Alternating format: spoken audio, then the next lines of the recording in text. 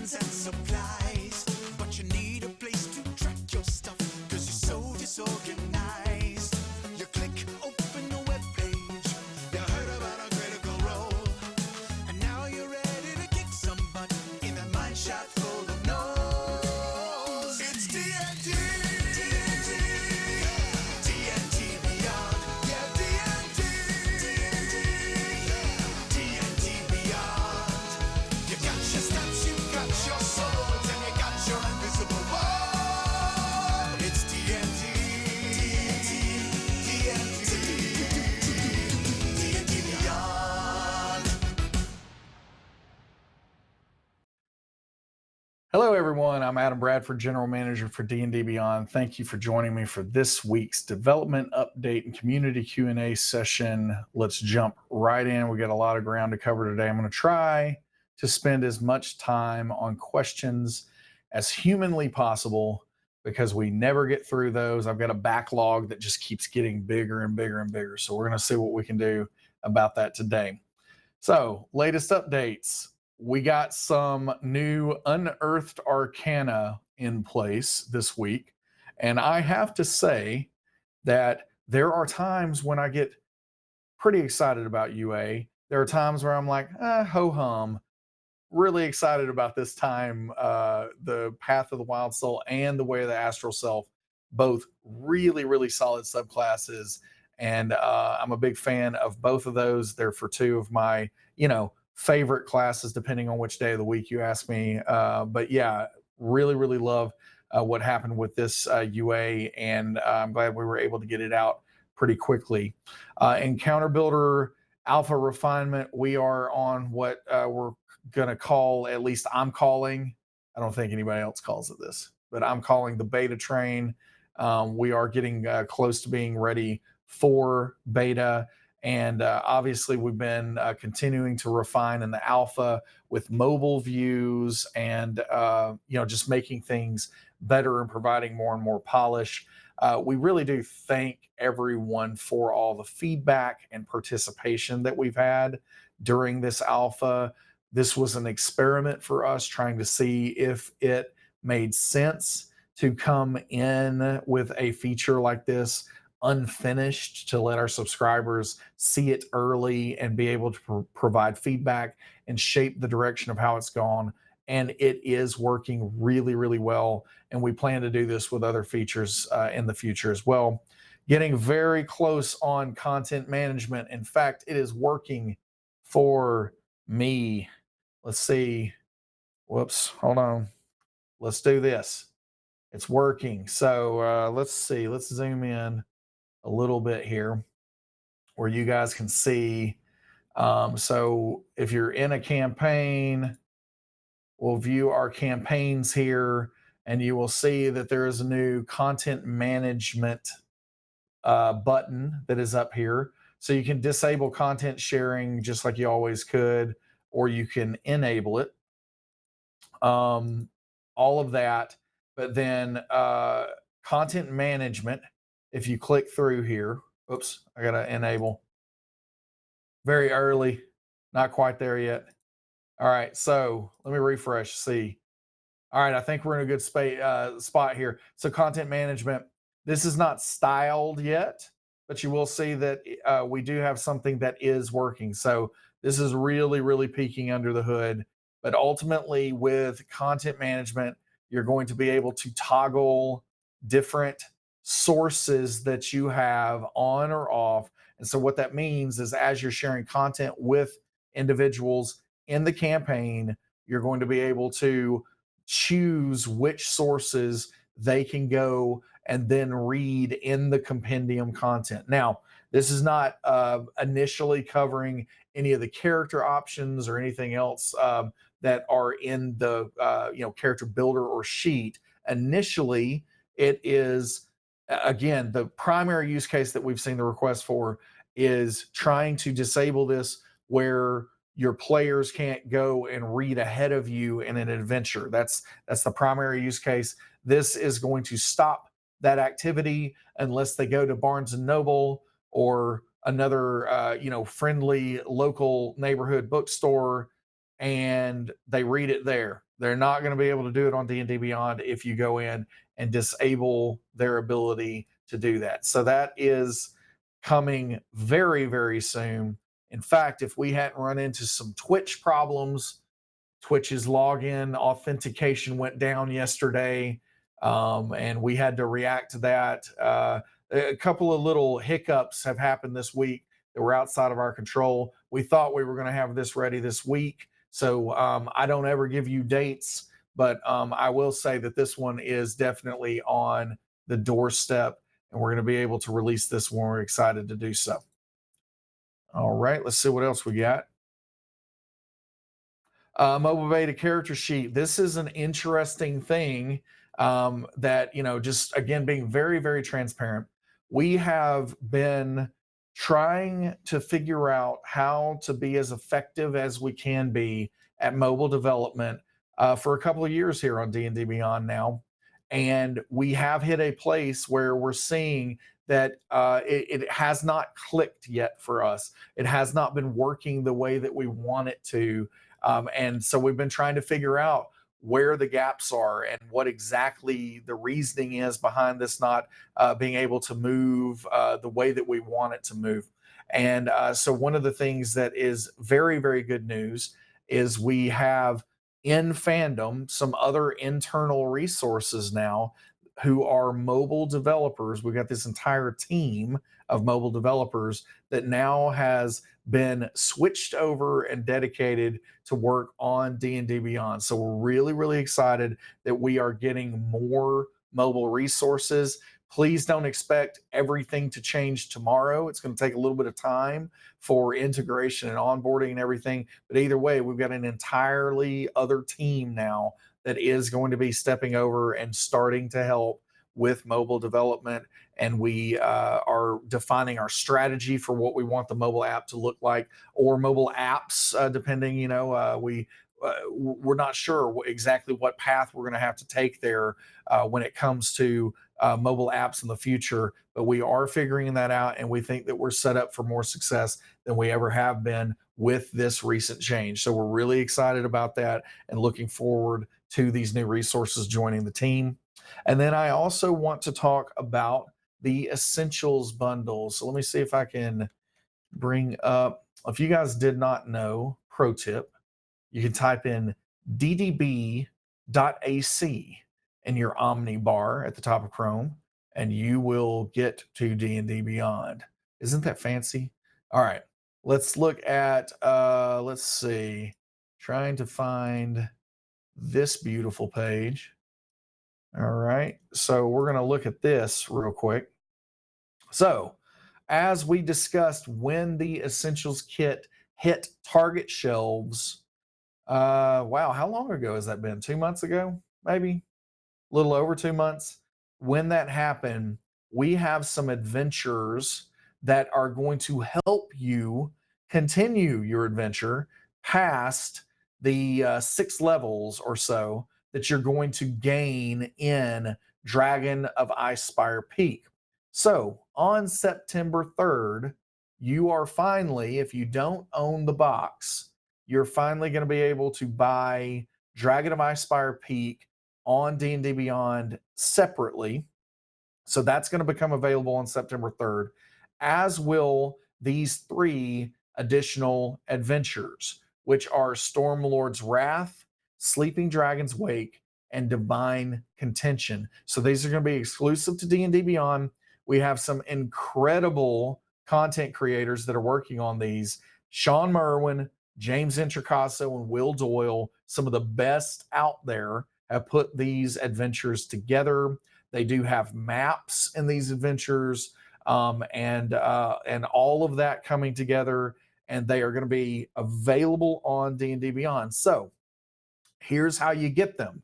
All right, so this is the first time I've shared these details, because the honest to goodness truth is we've been trying to figure out exactly how we can distribute them, and working with Wizards of the Coast to figure out how they want to price them. So the way this will work is, if you have bought the physical Essentials kit box and you have redeemed the code in there for Dragon of Icespire Peak, you will get these 3 adventures for free.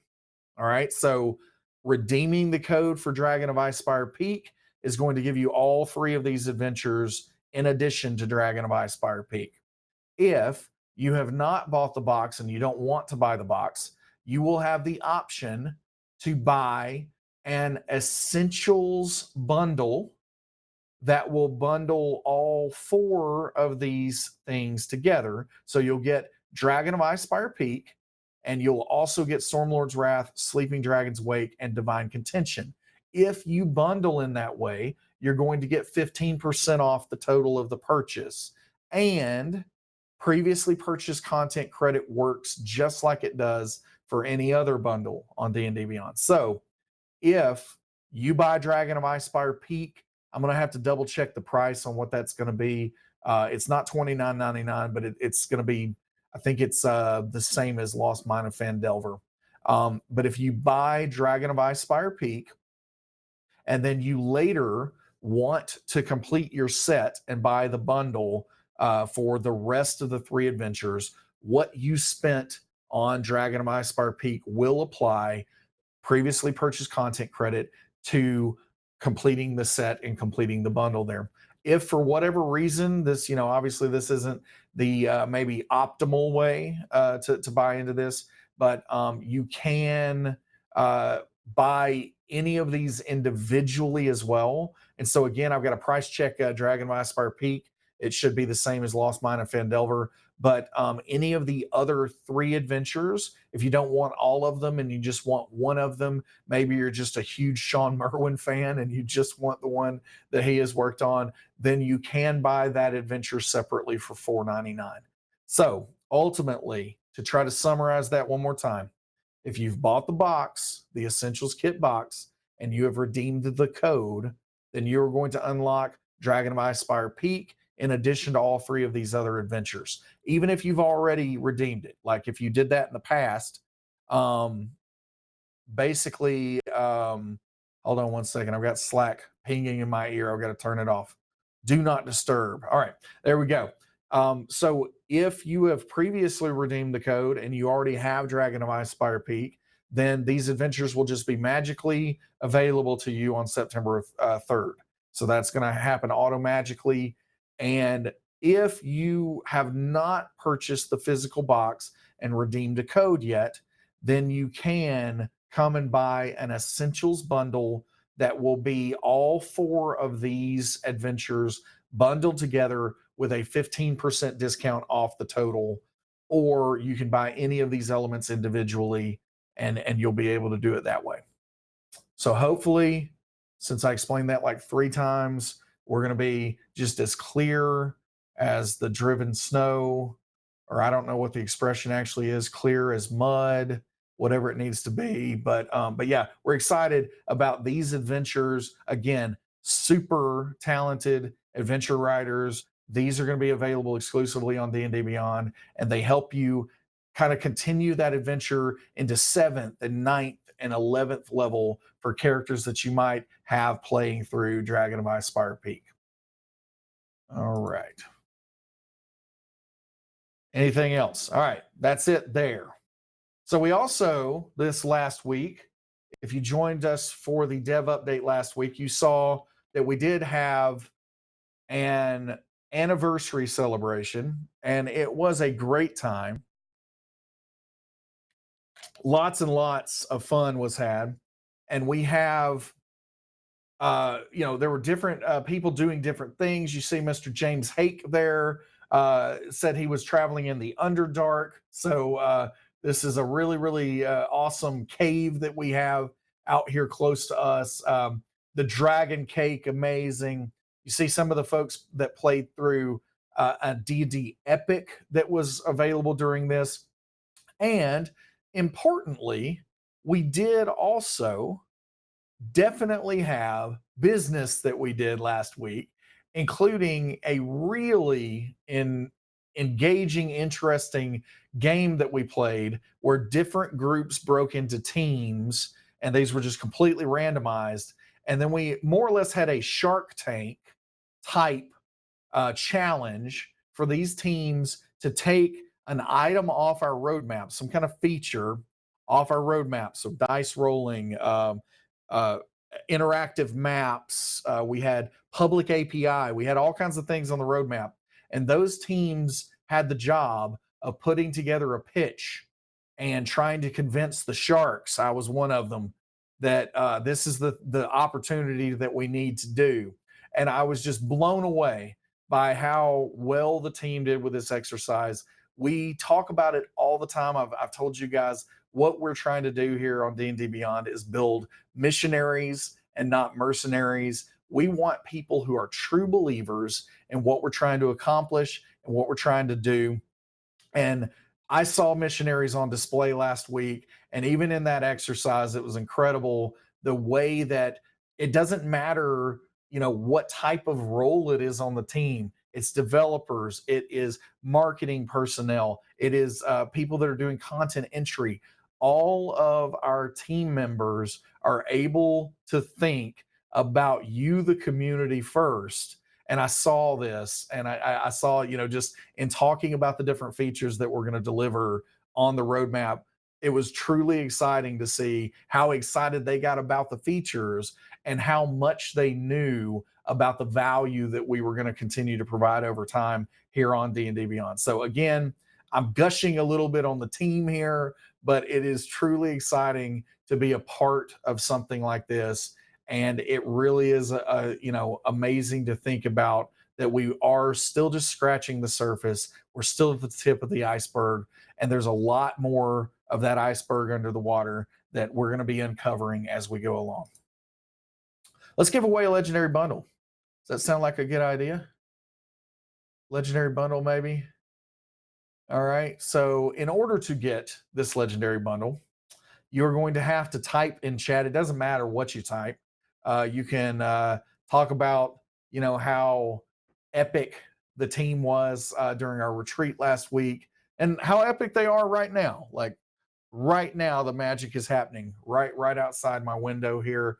You can talk about how I'm going to drive to the beach with my family and how much, I'm going to try my best to unplug through the weekend after I get done with the dev update today. So I stayed for all of you today just to answer your questions before I drive to the beach. So I hope that you all feel as special as you actually are. All right, we're going to give this away in 5, 4, 3, 2, 1. Punk 7634. Punk 7634. Congratulations. You have won a legendary bundle. Punk string of numbers 7634, I think. You have won a legendary bundle. Somebody will reach out and get that to you at some point during or after the show. Congratulations.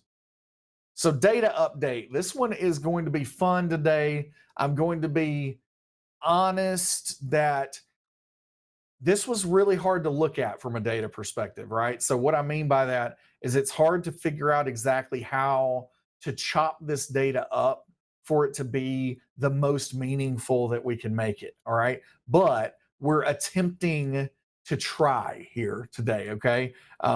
We are nothing if not bold, and so we are boldly going to try to start to look at party composition by campaign. And so ultimately the way that we're going to, again, start to do this is we're going to look at parties. So these are all active campaigns. These are all campaigns where party members and characters within that campaign are taking hit point adjustments. So that's one of the best senses that we have that something is actually being played. All right. And then it is completely excluding any characters created by the Dungeon Master. Okay. So no characters created by the Dungeon Master. Or let me rephrase, assigned to the Dungeon Master, because the DM can create a character and then a player can claim that. But basically, we're getting rid of any DM characters. And ultimately, what we're seeing is if a campaign has 3 people in it, 3 of those characters that I just described in it, the composition is cleric, fighter, ranger. All right, so that is the most popular composition for a party of 3 that we see on D&D Beyond. Now, the rest of this data is actually going to be, all of this is going to show these classes alphabetically, okay? Because that is the easiest way for us to create these essentially cohorts that we're following all the way through there. But I do want to emphasize that in every single instance here, because we're going to go from a party of 3 all the way to a party of 8, I want to emphasize that in every single instance, the top combination of characters is cleric, fighter, ranger. Every single one of them. All right. So that, just keep that in mind as we go through. Cleric, fighter, ranger is the most popular combination. It doesn't even matter if you have 3 people in the campaign or 8 people playing in the campaign. All right. Cleric, fighter, ranger is the combination, right? But you can see that barbarian, cleric, rogue is another pretty popular one. Cleric, paladin, rogue. So that starts to paint a picture of what is popular here. So with cleric, the party of 4, cleric, fighter, rogue, sorcerer, and all of these all the way down, you can start to see that the top 3 here are all pretty popular. But when you go up to 4, that is going to be the combination that you're going to see. So again, the top 3 is always going to be cleric, fighter, ranger. But once you add the 4th, this is where the composition starts to change, right? And you see cleric, fighter, rogue, sorcerer, cleric, fighter, rogue, wizard is very, very popular once you have 4. And this is actually pretty comforting because this is a pretty typical classic setup, right? You have your healer, you have your warrior, you have your thief, you have your mage of some sort. So that is what we see when we go into party of 4. Party of 5, you see that we start adding in some of the other elements here where, maybe people think that the warlock can't, and the paladin maybe can't quite fill some of those roles by themselves unless you have other help. But you see that the composition on D&D Beyond with a party of 5 is barbarian, cleric, paladin, rogue, warlock. That's the most popular composition that we have. And then party of 6, barbarian, cleric, druid, fighter, rogue, sorcerer. And then we also, at the same percentage, barbarian, cleric, fighter, paladin, rogue, warlock. So again, I think it's very interesting. I'm going to go back up one real quick. I think it's very interesting that you start seeing some of the very classic, combinations here when it's 3 or 4. And then you start to see some of the newer, in the scope of the game anyway, newer classes start to emerge the more people that you get in, the more people that you get into the party. And then finally, a party of 7, cleric, druid, fighter, paladin, ranger, rogue, sorcerer. And then we have another variety of that. So several of these are coming in at about the same when it comes to the party of 7. So really what it means is the more characters you have, the more variety there is in that composition, which is to be expected. And then finally, with the party of 8, you see that it's interesting to me that by the time you get down here, you see that barbarian, barbarian, barbarian, bard, bard. I don't know. I think we've got an error in that one. We're gonna have to look at the party of 8 a little bit. But barbarian, cleric, druid, fighter, paladin, ranger, rogue, wizard. This is where you start to have pretty much the entire tool set available to you. The thing that's very interesting to me is you're not seeing bard represented in as much of the lower, kind of more typical ranges here.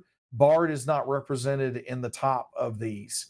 And I think that that is a very, very sad thing that Bard is not as prominent here, but it also probably makes sense the way that bards and monks are kind of, marketed as support characters.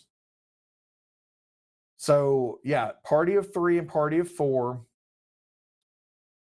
And then that party of 5 and 6. I think this is the more typical range for a lot of people's games. So, like I said, there is a lot of difficulty in trying to look at data like that. We're going to continue to think about how to slice it to where displaying it and sharing it's going to be a little bit easier. But we wanted to start somewhere. We'll get some feedback and we'll come back, I'm sure, to that one, because this is the kind of data that, we have it available, but this is the kind of data that really just isn't available in other formats. And it is really, really useful and really, really interesting to start to look at how people are putting these parties together as they're coming together for their campaigns. So let's talk about upcoming. So the first phase of encounter tracking is definitely something that is on deck. Dice rolling. This one's fun. Let me see if I can show you a little bit of that. Dice rolling. So I got my, hookup out there to get me some dice working for Briv Steelmarrow in this Heroes of the Veil game that I play in. So I've got, this thick chunk right here, with dice. And basically when I get ready to roll my damage, I can roll that damage. 1d8 plus 3. It's telling me what that is over here. Again, this is all temporary UI that we have. But then I'm also flaming here. I rolled well on that one. Rolled really well. If I want to use a lance, I can roll my lance there. So we've got some of this stuff starting to come together with digital dice. And you're going to see some cool things. Like we're going to, obviously at that point in time, it's not yet, but we're going to have everything hooked up with your skills here. You'd be able to roll initiative and so on, by rolling, the dice. But you can start, I'm using that sword in 2 hands, and I did really good there. Oh, this is funny. This is a common misconception, actually. This is something that people talk about with percentages all the time. And right now we're doing just flat math here. And I rolled a 10, but it thinks I got a 3. But again, very, very early stages here. But we're going to continue to work on this stuff. And I think that I didn't realize how much I wanted these digital dice to be bouncing around my screen and still until I actually saw them start to happen. And now I'm very excited about the possibilities of what's going to come with dice rolling. AL integrations on deck. We had some conversations last week at the retreat with Mr. Chris Lindsay, who is in charge of the AL at Wizards. We're going to continue to have those conversations and get ready for that. And then we are jumping into Baldur's Gate Descent into Avernus.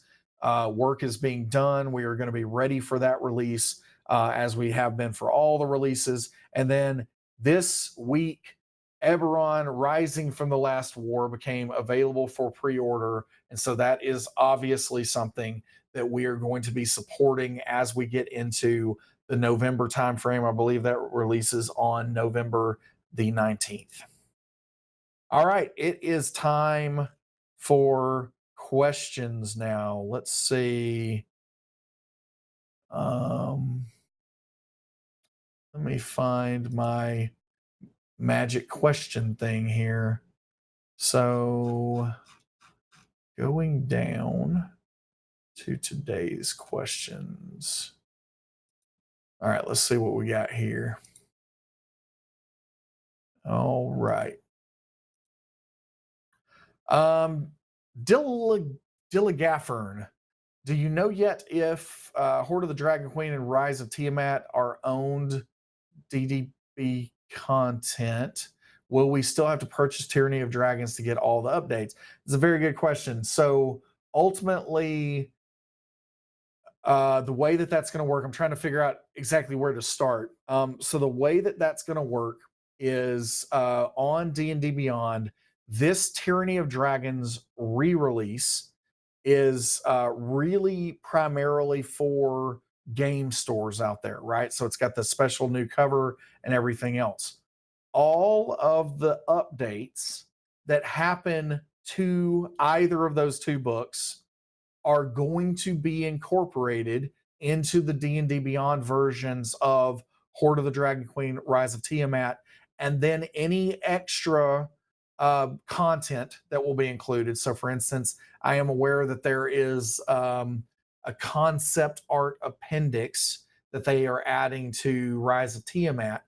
Any of that type of content will actually become available free on D&D Beyond, because D&D Beyond will always have the latest, greatest version of any of the content itself. So as that content gets updated, all of those changes will be reflected in D&D Beyond. And so the way that someone would come and get Tyranny of Dragons, available there to get all the updates that are there is you would just simply buy Hoard of the Dragon Queen and Rise of Tiamat just as you would today, because all those updates will be incorporated.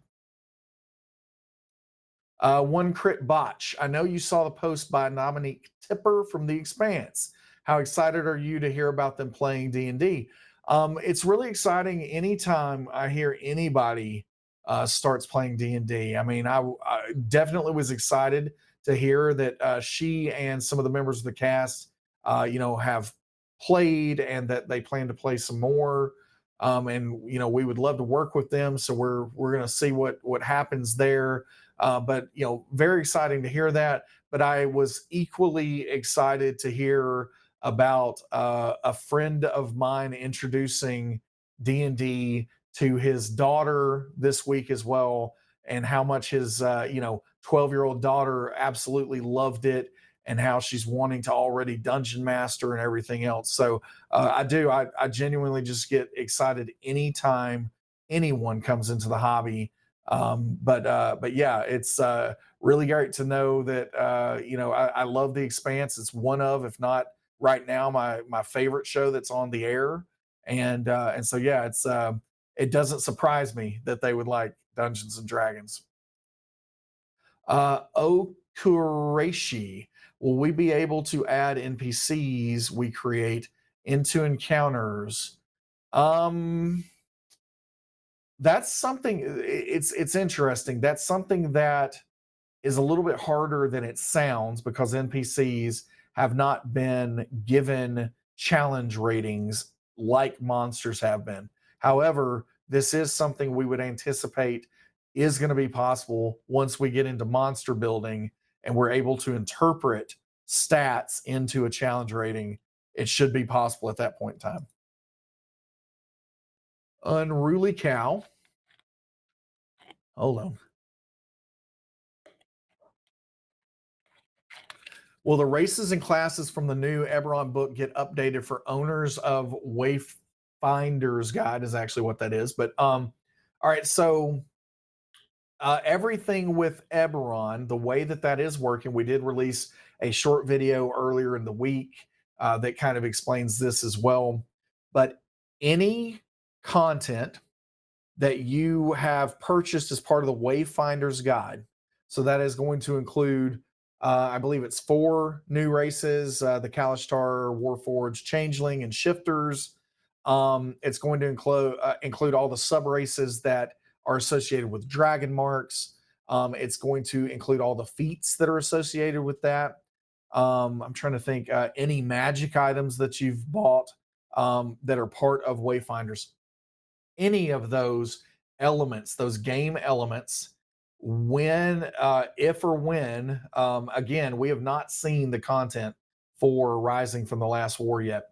But let's say that Warforged is all hypothetical, so please don't jump on Reddit and start talking about Adam Bradford confirms changes to the Warforged race. I'm not, because I genuinely have not seen a new version of the Warforged. But let's hypothetically say that Warforged is updated in Rising from the Last War.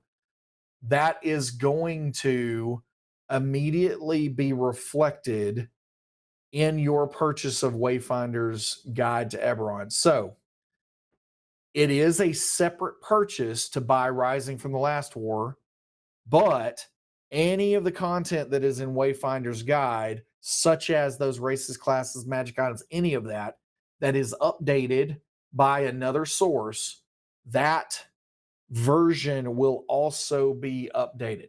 So very, very important. And the way that this is even treated is this comes out as errata anyway. And so we always keep up with official errata. Now, Wayfinders being a DM's Guild product, a little bit different with errata, but it will be treated as having errata when these new versions exist. At the end of the day, this makes sense. Wizards of the Coast doesn't want multiple versions of a class or a race or anything else floating around out there. And we have an easy platform to make those changes. So everything that you possess and have unlocked in Wayfinder's Guide to Eberron is going to continue to exist, and it's going to continue to exist in its most up-to-date form. Now, between the two books, again, I have not seen the actual content in Rising from the Last War. I won't see that for another month or two at least. But whatever that content is, we are being told that there are, 100 plus more pages. There's a large amount of content that is being made available in this book that is not going to be in Wayfinders, and then vice versa. We've been told anyway that this is public out there in the community, that there are parts of Wayfinders that are not going to be incorporated. A lot of this is going to be lore elements and all of that kind of stuff. But either way, they are separate purchases. But any of the content that gets updated, the rules content that gets updated, will be reflected anywhere those rules are available. So hopefully that helps to clarify that further. DMW71, when are the release dates for every feature you're working on or will be working on? Winky Face. The Winky Face doesn't make that any better at all. It's just not going to happen. You're not getting that answer. L Rims, tea or coffee? Important question. It's also a question. I mean, seriously, it is tea, and it's not just tea. It's sweet tea. Very importantly. Iron Leal, do you regret ellipses Sam? Question mark. I do not regret Sam's existence, if that's what you mean. I think Sam's a great guy that just doesn't know how to run things. We'll say that. Big-hearted guy, Adam. We know you love sweet tea. Somebody didn't know because they asked me whether I like coffee or tea. Do you have a favorite Southern dish? Wow, that's a tough one. Southern dish. See, it's like what's considered Southern exactly? I would have to think on that one and possibly get back to you at some point. Vaxum, if you could gift any one magic item to Orkira, what would it be? That's a very sweet question, actually. That is so hard. You put me on the spot. One magic item to Orkira, what would it be? It would, well, I mean, this is probably cheating, but I would say that it would be the Book of Exalted Deeds. And I would love to see what Orkira did with the Book of Exalted Deeds. Blue Ink Alchemist. What's the possibility of the use of maps in the encounter builder, specifically maps in the published material? High possibility at some point. Miko Thread. Where is the homebrew item builder rework in the queue of endless things you guys are working on? Endless things. Oh, I detect a little bit of the frustration, and trust me, we feel it too. It does sometimes feel that it is an endless barrage of cool things that we're trying to work on. But the homebrew revamp It's hard to say exactly where that would be. It's not on what I would call the short-term roadmap, which is the things that I talk about in the upcoming section. I feel like it's probably right past that though. So it's in the dugout, not on deck. Cosplay right. Well, we get Heroes of the Veil themed emotes here on Twitch if we're channeled subscribers. I'm sure somebody can make that happen. Yeah, we need to just figure out who that somebody maybe should be. Yeah, somebody can probably make that happen. The Fresh Cleric of Bel Air. Will you guys do another update video once you know how the rest of the upcoming Everon book release will affect those that already purchased, i.e., non-overlapping material? Yeah, I mean, we'll share what we find out. This is this is all up to Wizards of the Coast, and we're going to follow their lead. We don't choose the ballroom; we just dance in this case. So ultimately, when we have those details, I assume Wizards of the Coast is going to be sharing those directly. But if we need to reinforce and accentuate, we will definitely do so. Lincarius, how sad are you about Spider-Man in and out of the MCU? I'm actually not very affected by it, primarily because I actually think that that the best Spider-Man stories happen when Spider-Man is, solo or maybe with a buddy. I think that the stories that resonate with me and Spider-Man are those tongue-in-cheek moments where they ask him why he won't just call the Fantastic Four, and he says, "Well, I would, but they're in space." Kind of stuff. I think Spider-Man is best when he's down to his last card and his back's against the wall. And I think that I don't need him to necessarily be in any overall team concept. I think the MCU is plenty crowded, regardless. Let's see. Ben there before.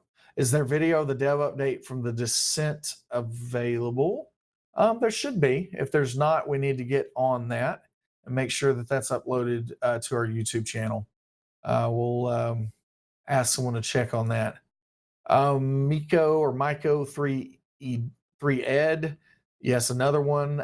When is folders for my character page going to stay? I've seen it pop up a couple of times only to disappear again. I really like having some organization for that. If you have seen that pop up at any point, you are seeing some type of Chrome extension that you've installed, because we have not done anything with folders at this point in time. So it looks like you found a Chrome extension that is being useful, and I applaud you for that. But we have not touched that one yet, but it is hopefully in the near future. Haladesta, I know more languages are planned, but are there plans for allowing to switch between the Imperial and metric system? Again, we will follow Wizards of the Coast lead here. So if they are doing that in their translated volumes, then we will follow that. At the end of the day, we have to maintain what is happening in the license content. So we're going to follow what they're doing from a content perspective. If that happens to mean that we get metric in one of the translations, then that's what we're going to do. All right, we got I Play Dead People. Two of my group just created a new player together. Any advice about DMing for newly minted parents at their place with a 2-week-old baby? 2-week-old baby, huh? My advice is hire a babysitter. It's probably the best advice I can give. It's potentially going to be hard. I think if you're DMing in the environment and a babysitter is not viable, then certainly establish the framework for which you're going to be playing, and how you'll deal with interruptions ahead of time. Just like most relationships in life, the relationship between a dungeon master and your players is all about communication. So if you try to communicate up front what the expectation is going to be when there are interruptions, when there are distractions, then I think everybody can be fine. And it also might be a great way to introduce these players to the side of D&D that is, a little more um, tongue in cheek, a little more comedic, and possibly a little less rules heavy. Because when you really want to maintain the integrity of rules at the table, I have found that takes a lot more focus and a lot more attention and a lot more commitment, and they might not be at a place in their lives where they can really do that in spades at this point. So I think that's what I would advise in that situation, getting a babysitter being the primary advice. Uh, got table, goatable, I don't know. Will content management allow access to races and such in that book, but disallow access to the adventure? It will allow races and all of that. So this first pass is not going to do anything to the character sheet, character builder, any of those things. It is only going to disallow access to the compendium content or the of the adventure itself or the source itself. Alejo Sill, are there any plans on being able to filter sources by products owned? For example, while looking for monsters or magic items? I think that is a great idea, and I think it's something that, I know it's something that's on our list. I'm not exactly sure where it is on the list, but I do imagine we will see that at some point. Okareshi, to clarify, with source management, turning a source off doesn't prevent players from learning spells or obtaining items the source provides. That is correct. Yeah, I think that's another way to ask what I just answered. But yes, it is not affecting or impacting at this time anything in the character sheet or character builder, only access to the compendium content. Skimming, for future VTT implementation, what is the focus? In-person play or online play? Maybe both. So again, we're really early on all of that, but one thing that is really clear to us at this point is definitely focusing on both. We are focused on providing the best experience for play at the table, and we don't care if that table is physical in front of you or remote. So it definitely is going to be something that would be useful for people that are not playing remotely. We would not be marching down that road unless it could also be very, useful and convenient, and inspire more and more captivation for you and your players at the table. Does not have to be remote online for that to apply. Vere P, will the old Everon book be a part of the legendary book when the new one comes out? Yeah, anything that's currently part of the legendary bundle would continue to be part of the legendary bundle. X Ninja 42, any word on if we will be able to create homebrew classes or modify base classes? You will be able to do that at some point. And again, that's probably more of a feature that's in the dugout and is not on deck yet, but it's definitely in the dugout. Kroll, is there any plans to be able to add characters from the character builder to a campaign? Currently, the only way I know to do this is through the invite link. That is something that we want to sharpen up that flow a little bit more. So I imagine we will see some changes over time. It hasn't been a priority for us, but we do want to make that easier over time. Havoc 846, is there a timeline for implement? I might as well stop. Of the Xanathar's background stuff on the character creator, no timeline. We'd love to do it, but no timeline. Rigoroga, sidekick support in campaign character list, and C dot question mark. There's a lot I'm having to read into that question, but If you were asking if sidekicks would be in the campaign display, it's not something that we currently have planned, but it's something that if we see, more and more need for, we might consider. Vere P, will the 3 adventures be available when buying the Essentials kit after September 3rd? Yes, those 3 additional adventures that we're talking about. At any point in time, if you buy the box, you will be able to redeem the code and get all 3 of those additional adventures in addition to Dragon of Icespire Peak.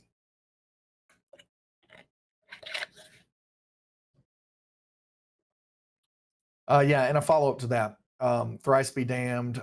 Is the Essentials kit? Oh, you got me. Well done. I guess we're still PG-13. Is the Essentials kit set going to have download codes after September? For those of us without Target stores, definitely the codes are in every box that you ever buy of the Essentials kit. Andreev's 88. Are there options to sort magic items and spells? Will there be an option to sort and search homebrew magic items and spells? I have about 600 homebrew spells to sort and search by level and class. It would be useful. I'm gonna have to dig in to understand what you mean. You can definitely sort spells in the listing. Um, Maybe you're talking about on the character sheet. Definitely need a little more info to dig in about that one. I apologize if I'm not following. Ballantine 9K, will the new physical book for Eberron have a digital code for D&D Beyond? No, there are no plans for that. Again, we pricing and all of those things and distribution are determined by Wizards of the Coast, and we are attempting to explore other ways that we could distribute, but none of those ways have become officially endorsed by them at this point in time. 1010-506, has it been considered to release current mobile app build in source code to the community for an open source type problem solving method? Pulling from the community might render you better solutions. At least the experience and professionals in the community could send in solutions that might fully solve or at least jog the minds of those at DDB get these solutions implemented. While we certainly appreciate that, we do think that, just because we haven't found a solution that is working for us, it definitely does not diminish the fact that we do have professionals that are really talented at what they do and have been dedicated to solving the problem. And I think that it remains to be seen, but I think that we are going to be able to solve the problem. There are pros and cons to what you're talking about here. And we do think that we will have a strong contingent of community development that will be possible as we start to get into um, the public API and everything that's going to be available there. So yeah, we are going to strongly encourage community focused development in the future. We just have to get to a point where our foundation can support that development responsibly, and that can scale with everything else that's going on. Let's see. Cyberwolf 1201, do the discounts for legendary and adventure bundle owners apply to purchases of the essentials bundle? So the Dragon of Icespire Peak, I've got to double check this. We've got to see exactly what's going on there. It would not be in addition to the 15% you're already getting off of that bundle. But I would have to double check to see exactly how that's the reason the essentials bundle is 15% is because that's the highest percentage that we give a discount for. And so no matter what, you would still be getting the benefits of that regardless. So that's the idea behind that. Sorry, I'm having to preview a few of these questions. We got some weird ones in here today, folks. I don't know what happened. You guys are being naughty. Let's see. FDRM Frank, what is the biggest party by number of players in D&D Beyond? I don't know. We're gonna have to look into that. That's a good follow up. We'll see what we can discover on that. It looks like we got maybe one more minute. Let's see.